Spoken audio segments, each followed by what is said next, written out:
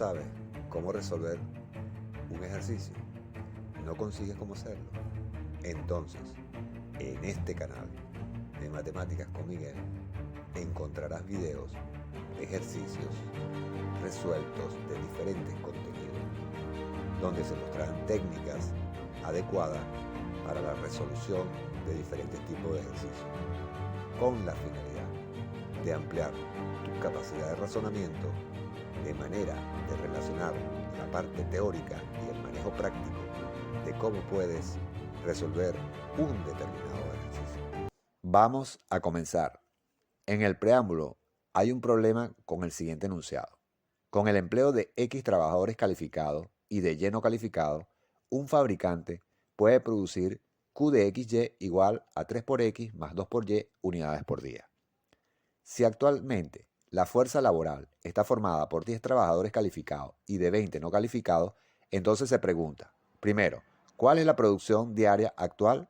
Segundo, ¿cuál es la ecuación que relaciona los niveles de fuerza laboral calificada y no calificada si la producción diaria permanece en su nivel actual?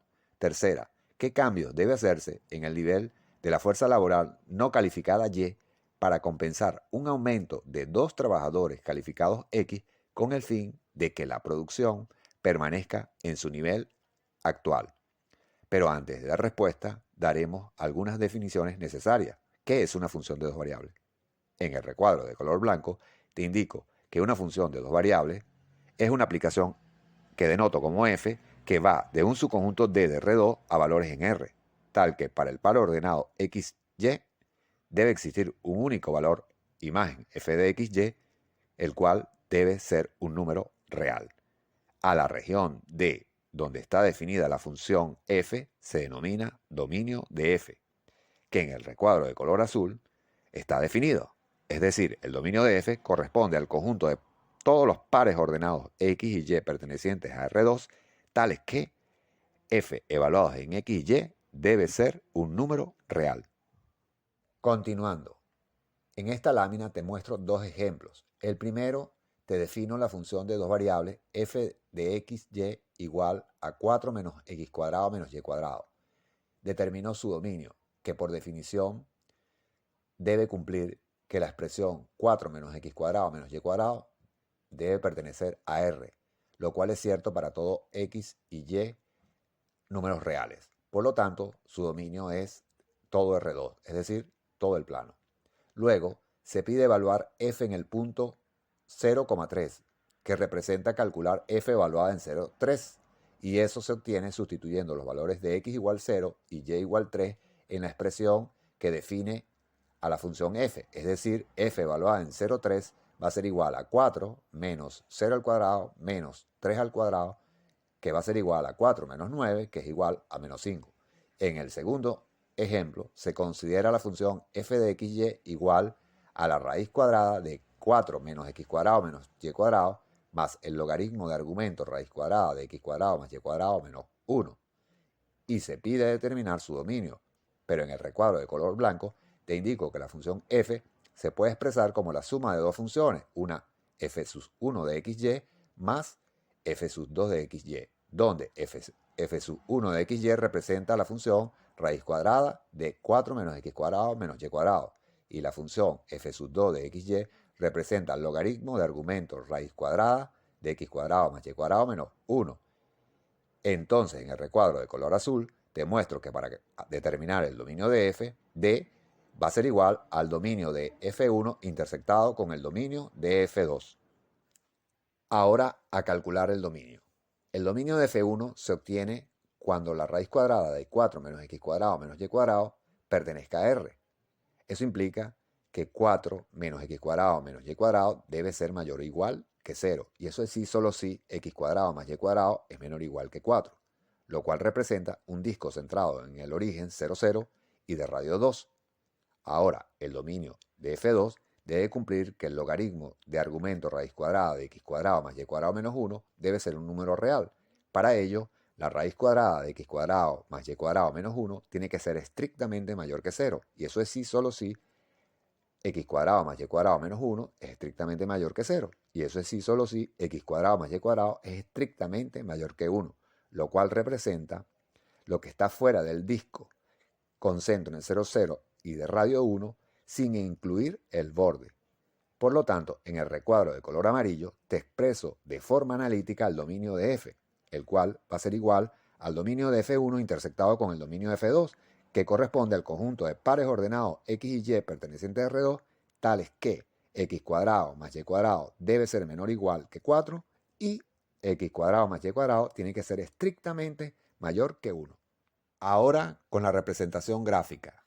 En la lámina te muestro la gráfica del dominio de F, que corresponde a la región del plano comprendida entre las circunferencias con centro en el origen de radio 1 sin incluir el borde con la de radio 2, la cual sí incluye el borde. Después, en el recuadro de color blanco, te defino la gráfica de una función de dos variables, la cual representa al conjunto de puntos x, y, z pertenecientes a R3, tal que la variable z es igual a f de xy con xy perteneciente en el dominio de f, la cual la llamo como S, la cual representa una superficie en el espacio.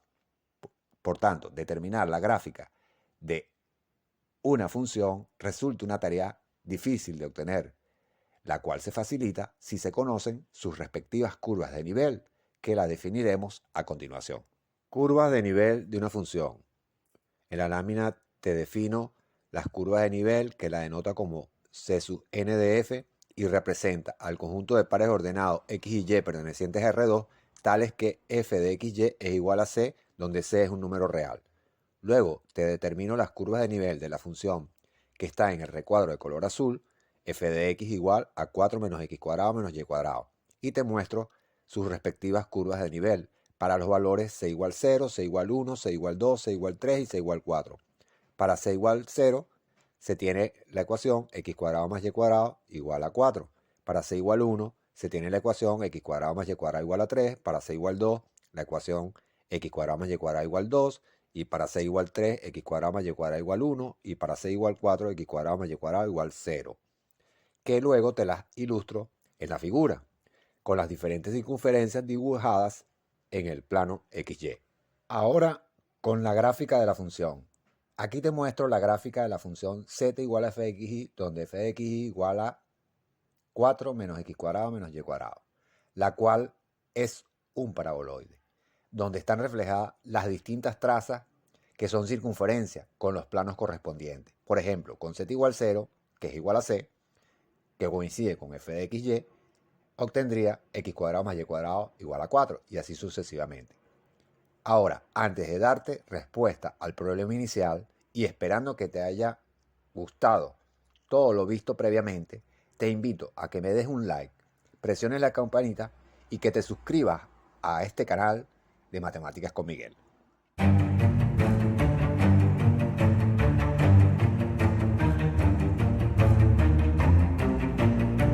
Ahora con la respuesta del problema inicial, el cual dice: con el empleo de X trabajadores calificados y Y no calificados, un fabricante puede producir Q de XY igual a 3X más 2Y unidades por día. Si actualmente la fuerza trabajadora está formada por 10 trabajadores calificados y 20 no calificados, se pregunta: ¿cuál es la producción diaria actual? Esto está resaltado en el recuadro de color blanco y corresponde a calcular la función Q de XY igual a 3X más 2Y en el punto 1020. Es decir, que al evaluar Q en el punto 1020 nos daría 3 que multiplica 10 más 2 que multiplica 20. Y eso da como resultado 70. Es decir, se producen 70 unidades diarias con dicha fuerza laboral. La segunda pregunta: ¿cuál es la ecuación que relaciona los niveles de fuerza laboral calificada y no calificada si la producción diaria permanece en su nivel actual? La respuesta está resaltada en el recuadro de color azul, que representa a calcular Q de XY igual a 70, y eso es sí, solo si 3X más 2Y es igual a 70, lo cual corresponde a la curva de nivel de la función Q de X y igual a c con c igual a 70. Continuando con las respuestas del problema. En esta lámina te muestro la gráfica de la ecuación de la fuerza laboral con respecto al nivel de producción actual visto en la lámina anterior, la cual corresponde a una recta que corta al eje X en 7/3 y al eje Y en 35, donde te resalto el número de trabajadores calificados y no calificados que corresponden al punto 10,20.